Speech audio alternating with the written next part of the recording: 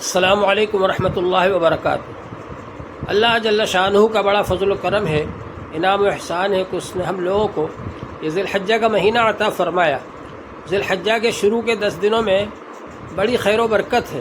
حضور پاک صلی اللہ علیہ وآلہ وسلم نے ارشاد فرمایا، ان 9 دنوں میں ہر دن کا روزہ 1 سال کے روزوں کے برابر ثواب رکھتا ہے، اور ان کی راتوں کی شب بیداری شب قدر کے برابر ثواب رکھتی ہے۔ اور حضور پاک صلی اللہ علیہ وآلہ وسلم نے ارشاد فرمایا کہ یوم عرفہ کا روزہ مجھے اللہ تعالیٰ سے امید ہے کہ وہ 1 سال کے اگلے اور 1 سال کے پچھلے گناہوں کا کفارہ ہو جائے گا۔ اور رات جو عید کی رات آتی ہے، جس کو اکثر لوگ بازاروں میں گزار دیتے ہیں، حضور پاک صلی اللہ علیہ وآلہ وسلم نے ارشاد فرمایا، جو شخص عیدین کی راتوں میں اللہ کی عبادت کرے گا تو جس دن سب لوگوں کے دل مر جائیں گے اس کا دل نہیں مرے گا۔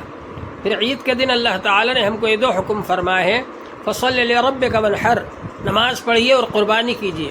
عید کی نماز پڑھنا بھی واجب ہے اور قربانی کرنا بھی واجب ہے۔ حضور پاک صلی اللہ علیہ وآلہ وسلم نے ارشاد فرمایا کہ قربانی کے دنوں میں اللہ تعالیٰ کو سب سے محبوب عمل قربانی ہے، اور قربانی کا جانور اپنے سینگوں کے ساتھ، کھروں کے ساتھ، بالوں کے ساتھ اللہ کے دربار میں حاضر ہوگا، یعنی اس کی ہر چیز پر اجر و ثواب ملے گا۔ جن چیزوں کو عام طور سے لوگ پھینک دیتے ہیں بے فائدہ سمجھ کر، کھر ہے، سینگ ہے، بال ہے، ان پر بھی اللہ تعالیٰ کے یہاں اجر و ثواب ملے گا، تو اور دوسری چیزوں پر کیوں نہیں ملے گا؟ وَإِنَّ الدَّمَ لَا يَقَعُ مِنَ اللَّهِ بِمَكَانٍ قَبْلَ أَن يَقَعَ بِالْأَرْضِ، اور قربانی کا خون زمین پر گرنے سے پہلے اللہ جل شانہ کی بارگاہ میں قبول ہو جاتا ہے۔ فَطِيبُوا بِهَا نَفْسًا، تو خوش دلی کے ساتھ قربانی کرو، دل خوش کر کے اللہ تبارک و تعالیٰ کا شکریہ ادا کرتے ہوئے کہ اس نے ہم کو اس قابل بنایا کہ ہم قربانی کر سکیں۔ اور حضور پاک صلی اللہ علیہ وآلہ وسلم سے صحابہ کرام نے پوچھا، ما هذه الاضاحی یا رسول اللہ کے رسول، قربانیاں کیا ہیں؟ تو حضور پاک صلی اللہ علیہ وآلہ وسلم نے ارشاد فرمایا، سنت ابیکم ابراہیم، تمہارے ابا جان ابراہیم علیہ السلام کا طریقہ ہے، ان کی یادگار ہے۔ صحابہ کرام نے پوچھا، فما لنا فیہا یا رسول اللہ، ہمارے لیے اس میں کیا اجر و ثواب ہے؟ تو حضور پاک صلی اللہ علیہ وآلہ وسلم نے ارشاد فرمایا، بکل شعرۃ حسنہ، ہر بال کے بدلے میں ایک نیکی کا ثواب ہے۔ قربانی کے جانور میں کتنے بال ہوتے ہیں ہم لوگ گن بھی نہیں سکتے، بے شمار نیکیاں ملتی ہیں۔ صحابہ کرام نے دریافت کیا، وفی الصوف یا رسول اللہ، ان کے بارے میں آپ کیا فرماتے؟ تو ارشاد فرمایا، بکل شعرۃ من الصوف حسنہ، اون میں بھی ہر روئے کے بدلے میں ایک نیکی کا ثواب ہے۔ اللہ کے خزانے میں کوئی کمی نہیں، لینے والے ہونا چاہیے۔ حضور پاک صلی اللہ علیہ وآلہ وسلم نے ارشاد فرمایا، من کان لہ سعۃ ولم یضح فلا یقربن مصلانا، جس کے پاس وسعت ہے، گنجائش ہے، پھر بھی قربانی نہیں کرتا، وہ ہماری عیدگاہ کے قریب بھی نہ آئے۔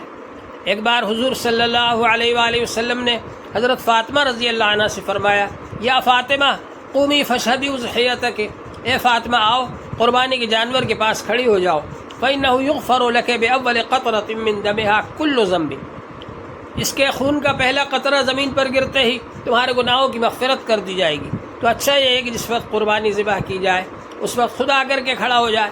اچھا تو یہ کہ اپنے ہاتھ سے ذبح کرے، اگر اپنے ہاتھ سے ذبح نہیں کر رہے ہیں تو کم سے کم وہاں آ کر کے کھڑے ہو جائیں، اس لیے کہ اصل مقصد تو اس محبت کو قربان کرانا ہے جو محبت آپ کے دل میں اس جانور کی ہے۔ تو اسی طرح سے ہمارے اندر جو غیر اللہ کی محبت ہے وہ زیادہ ہے یا اللہ کی محبت زیادہ ہے؟ اس امتحان کے لیے قربانی کرائی جاتی ہے کہ ہم یہ ثابت کریں کہ ہمارے اندر اللہ کی محبت زیادہ ہے۔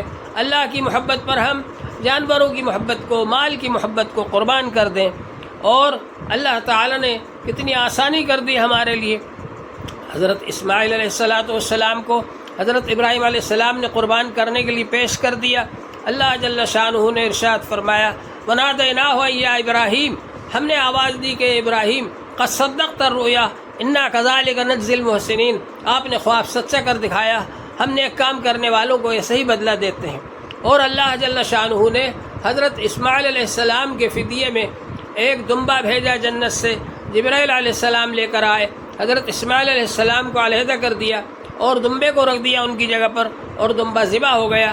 اور اللہ جل شانہ نے فرمایا، وَفَدَيْنَاهُ بِذِبْحٍ عَظِيمٍ، ہم نے ایک عظیم الشان ذبیحہ ان کے فدیے میں بھیج دیا۔ اور اللہ تعالیٰ نے ہمیشہ کے لیے طریقہ جاری فرما دیا کہ آپ جانور قربان کرو گے اور جان کا فدیہ ہو جائے گا۔ یہ اللہ تعالیٰ نے ہمارے لیے آسانی کر دی ان کی برکت سے۔ تو ہماری یہ کوشش ہونا چاہیے کہ کہ جن کو اللہ تعالیٰ نے حیثیت دی ہے، استطاعت دی ہے، وہ ضرور قربانی کریں۔ قربانی کرنا واجب ہے، اور بڑے جانور میں بھی آپ شریک ہو سکتے ہیں۔ بودے کی قربانی کے اندر آپ شریک ہو سکتے ہیں۔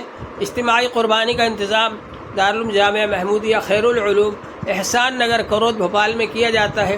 یہاں اگر بھی آپ رسید بنوا سکتے ہیں، 3200 کا حصہ ہے، اور نور محل روڈ پر خدا ہاسپٹل کے پیچھے دارالعلوم جامعہ محمودیہ کا رابطہ آفس ہے، وہاں آ کر بھی آپ رسید بنوا سکتے ہیں۔ اور اللہ تبارک و تعالی سے دعا کریں کہ اللہ تعالی ہم کو اس موقع پر زیادہ سے زیادہ نیک اعمال کی توفیق عطا فرمائے، برائیوں سے محفوظ فرمائے۔